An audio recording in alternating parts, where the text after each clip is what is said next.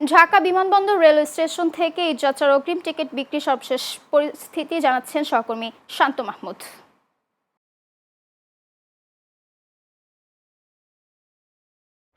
সঞ্জিদা, আপনি কিন্তু জানেন যে আজ অগ্রিম টিকিট বিক্রির কিন্তু চতুর্থতম দিন চলছে।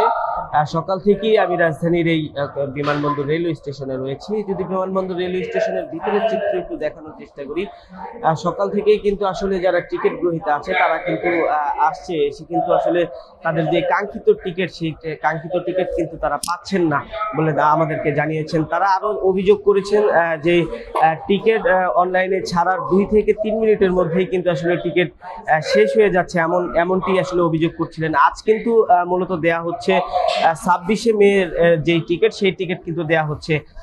ঈদের ট্রেন যাত্রা যাতে নারীদের জন্য আসলে স্বস্তিজনক হয়, সেজন্য কিন্তু হাইকোর্ট কিন্তু আসলে বলেছে যে যারা নারী যারা রয়েছে তাদের জন্য কিন্তু একটি অতিরিক্ত বগি তাদের জন্য রাখার জন্য।